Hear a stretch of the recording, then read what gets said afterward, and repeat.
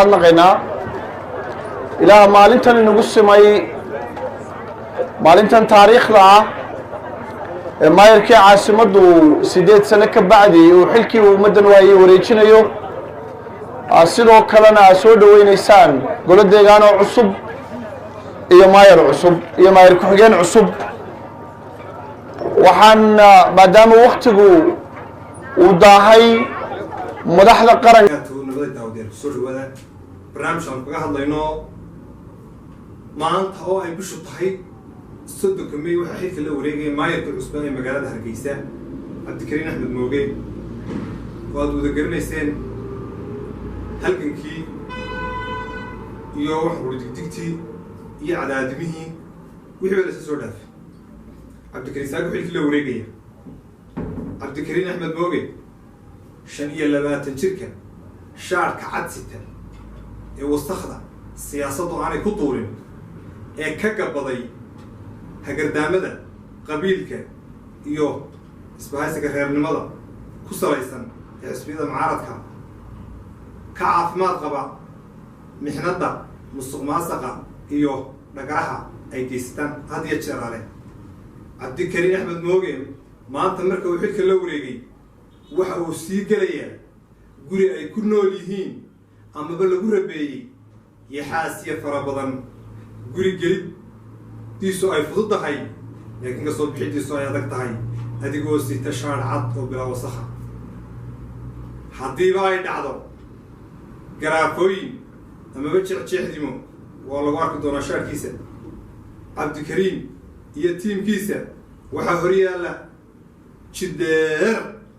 ayaa hortaala Cabdikariin Axmed Mooge iyo maayir ku xigeenka cusub la doortay koow haddii ka soo bilowno duruufaha ku gadaaman muxaasibada Hargeysa dawladda hoose shaqaalaha weynaha 6 bilood may qaadan mushaharka waa dhawaaqyada ka soo yeedhay xafiiska maayirka in kastoo la isku taxalluujiyay in la yiraahdo xogayii iyo maayirkii hore cashuur bixiya mushaharka shaqaalaha waxay noqotay waxa suurtagal weynay oo halkay kala lacag la siinaya uma waxba laga akrinayay lacagta 6 bilood la siin waayay oo maanta doorasho laga soo baxal galiya waa maya haddaba ka dabaalashada waxyaabihii uu ballan qaaday inagu waxaan leenahay horta Ilaahay u fududeen haddaba waxaan leenahay waxa weeye isweydiintu waxay tahay Cabdikariin Axmed Mooge sidoo uga dabaalan doona gurigan yaxaasida lagu rabeeyay duruufaha badan ay ku gadaaman yihiin labada shay oo banaan kow horta waa inuu horta cagaf geliyaan gudaha xafiisyada oo ka xaqay xaasiyada lagu rabeeyay meesha laguna soo tarbiyadeeya koonaha magaalada qodobka labaad waa inuu helo cashuurin degdeg ah suugo hortago horta mushaharka dhinaca fowdada ka taagan xal helidda dakhliga dawladda hoose soo saarto iyo meesha baas oo ka baxayo ay shaqaalihiin mushaharka la yihiin waa in loo helo gufo hawlgalka iyo caasimadii cagaarnay iyo waxbaan qabanaya ha iska dambayso waxaa laga yaabaa in 2 sano hore kaga dhamaato mushkuladaha ku gadaaman xafiiska iyo xarumaha dawladda adigaaga daawanaya ha degdegi ha loo samro shacabka reer Soomaaliland waxaan leeyahay ugu yeesado marka aad doonaysaan inay caasimaddu hagaagto ha la garab siiyo golaha deegaanka cusub iyo maayarka cusub yaan lagu degdegin yaan la oranin Cabdikariinow degdeg caasimadda cagaareed sheegaysay rooga soo gogol oo Cabdikariin roog u sitaa waana ku dooranay waa dooratay ma jeebadaha lacag ku soo gurtay taas su'aashaas waa maya oo hadduu xafiiska yimid wuxuu yidhi xafiisteen lagu leeyahay xafiis lacag taalo wuxuu yidhi waa taasuna waa maya oo gaadiid daalay uma daashay iyo iskaraab meesha ugu yimid xafiisi casri ah iyo shaqadaasan buu yimid taasuna waa maya inta uu inta ka dabaalanaya maxaa daba adigaaga daawadaha ee doortay ee caasimadda Hargeysa ku nool ee caasimadda uu ku sheegay caasimad cagaaran ma ku sameynaya maxaa lagaga baahan yahay waxa lagaga baahan yahay samir waxa lagaga baahan yahay cashuur bixin waxaa lagaaga baahan yahay talo iyo tusaale. cabdikariin waxaa looga baahan yahay inuu si fudud u malayn mayna si fudud u dhacaysee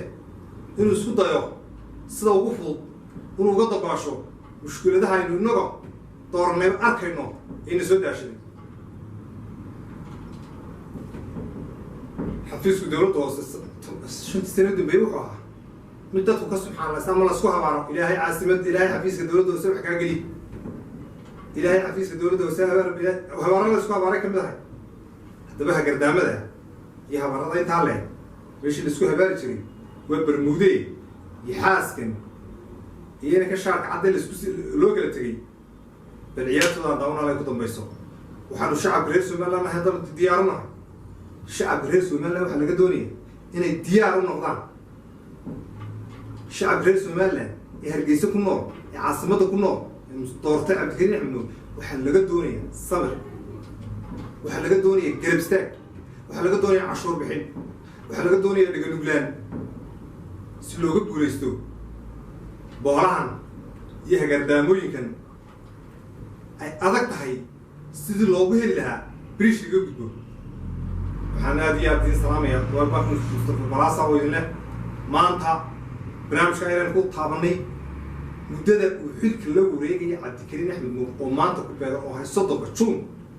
iyo waxyaabaha horyaala oynu kira yaroo ka mid ah taabanay ma oran karo wada taabto kira ka mid ah saafara ku nidhi barnaamijkan oo sii wadi doona haye maanta buugga iyo xaashida qor